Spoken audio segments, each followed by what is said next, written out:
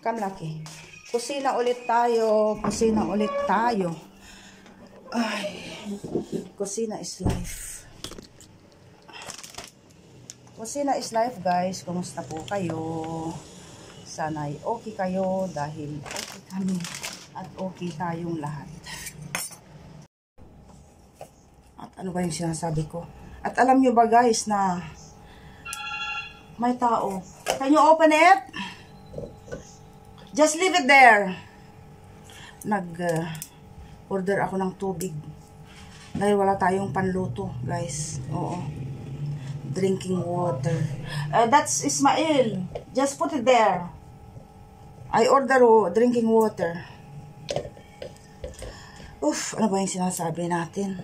Alam nyo, guys, sa mundo ng pag-YouTube, nakadepende ka kung ano yung content mo ba.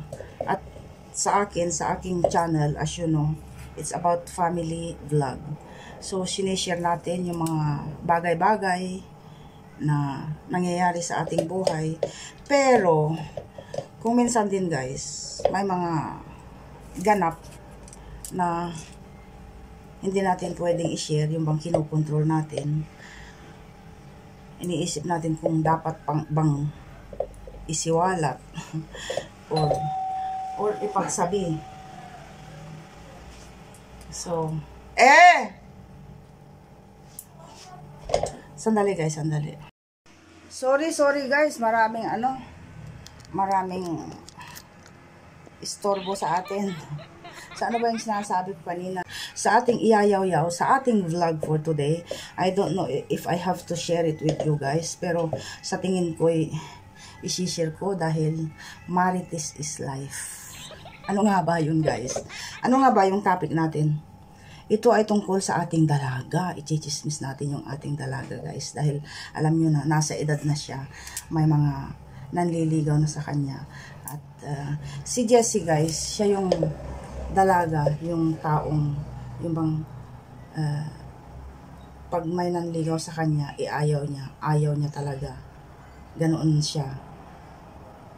Naalala ko kasi nung kabataan ko, pag may nanligaw sa akin, atat na atat ako, tiriri ako, dahil sa buong buhay ko, guys, walang nanligaw sa akin.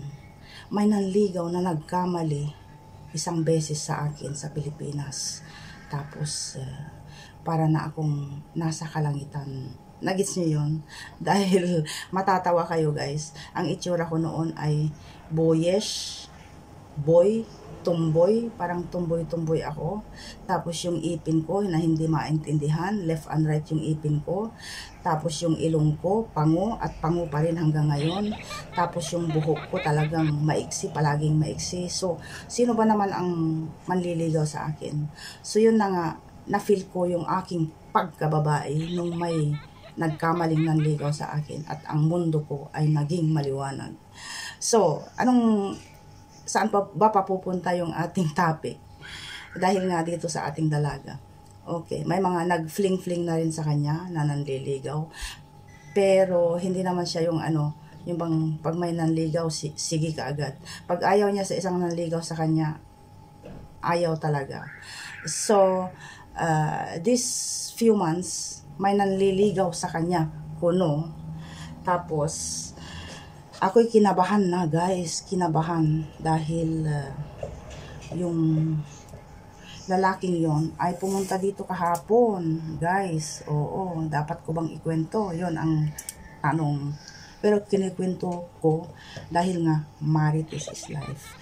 Nothing serious naman sa relasyon nila. Nanliligaw pa lang, pero yung pagkabigla namin, guys, na bumisita dito yung lalaki, and then so yung ugali ni Jessie na yung bang mahirap siya, parang basta hindi siya yung basta-basta na lang, pero yung pagbisita ng isang lalaki dito sa bahay, parang nafe-feel namin at natatakot kami ng aking mister na ay nako, pag ganitong sitwasyon na bibisita yung lalaki at pumayag si dalaga natin, so it means meron ng something.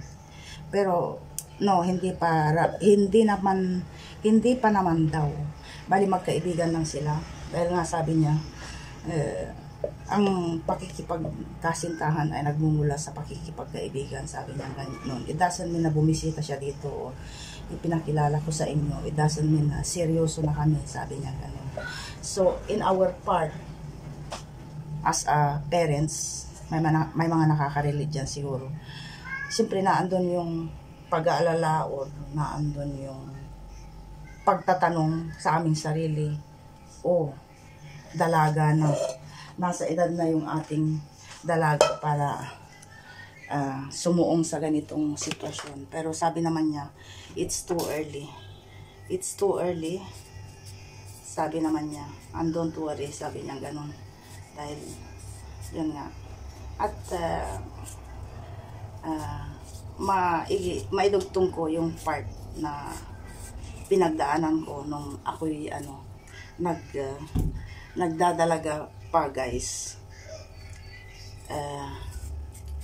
Yun nga, wala pong nanligaw sa atin noon. Tapos may mga kaibigan ko ako noon, 3, 4. Tapos may mga nanliligaw sa kanila, merong nagsisend ng messages sa papel, iniaabot dahil wala pang ano noon, wala pang text, wala pang telephone. So ganun ang style noon nung mga kabataan namin, yung pasulat-sulat na ifo-fold pa ng maganda, tapos lalagyan ng papuso, mga ganun ba, ganun ang style noon. So yun, hindi ko naranasan. Hindi ko rin naranasan, guys, na noong high school ako is may sumusundo sa akin. Wala yun, hindi ko naranasan. Nakikita ko lang. So yun, ang pinagdaanan ko noon ay puros how to say, naiinggit sa mga kaibigan ko. Dahil yung pagdadalaga ba, hindi ko naranasan yung tunay na pagdadalaga. Yung makikipag-date ka, yung bang may susundo sa'yo, or may magbibigay ng bulaklak sa'yo. Wala, guys. Oo. Kaya, sa totoo lang, guys, sometimes si Jessie, humihingi siya ng advice kung ganito, ganyan. Natutulala na lang ako dahil hindi ko alam kung anong i-advise ko sa kanya. Dahil wala akong experience. Nagets niyo yun? So, kung sa mga puntong ganoon, dinidiscuss niya sa tatay niya. Pero, iba rin yung opinion ng nanay sa opinion ng tatay. So, sa mga puntong ganoon, sa pakikipagkaibigan o sa mga manliligaw, yung ating dalaga ay kumukuha siya ng advice sa tatay niya. So, yun yung chika natin. But by the way, guys, yun nga sabi ko sa inyo, na-share ko lang ito. It doesn't mean na nasa serious relationship yung ating dalaga. Pero naandun yung kirot or pag-aalala ba sa part namin ng mister ko. Dahil iba yung sitwasyon ng babae sa lalaki. Si George, pag lumalabas yan, kahit anong oras siya bumalik, or kung minsan pag umalis siya, hindi namin chinecheck, asan ka, ganito, ganyan. Yung bang isang text lang, asan ka, okay ka ba dyan, that's it, ganoon. Pero pag itong ating dalaga ay umalis, guys, may oras yan, lalo na sa tatay niya. Anong oras ang alis mo? Sabi niya gano'n, 7 o'clock. Tapos, anong oras ka babalik? 12 o'clock or 1 o'clock. Tapos, yung mga time na yon from 7 o'clock to 12 o'clock or 1 o'clock, let's say, nakailang text na kami sa kanya, guys. Alam niyo yun? Yun ang pagkakaiba ng babae at lalaki. Oo. Lalo na sa sitwasyon ngayon. Hindi gaya noon sa kapanahunan natin na, how to say, yun, basta tayong mga magulang sa panahong ito ay hindi natin masaway or masabi sa kanila na kami nung kabataan namin ganito. Hindi po pwede na pala yung ganun, guys. Oo. Huwag mong ikumpara, huwag nating ikumpara yung mga old times sa sa generation ngayon. Dahil iba na talaga guys. Oo. Iba na talaga. Basta ang advice lang namin sa kanya is that yung pag-iingat niya, ganoon. Yun, ang pinaka-importante. At piliin yung mga makakasalamuhan niya. Yun ang pinaka-importante sa lahat, guys. Yung piliin or pagsabihan natin yung ating mga anak na piliin. Kahit gaano man yung pag-a-advise mo sa anak mo na wag mong gawin yan, wag mong gawin yan. Nakikinig yan. Nasa yung pagtuturo yun. Kaya lang, ang pagpabago ng mga ganoong sitwasyon or maaaring i-break niya or hindi niya sundin yung ating mga advice sa kanya, ayun ay dahil sa mga taong nakapaligid sa kanya. Ayun. Oo. Huwag tayong dumipende sa mga advice natin. Kung tiwala tayo sa mga anak natin na sila'y how to say, susunod sa atin, huwag tayong magtiwala sa mga taong nakapaligid sa kanila.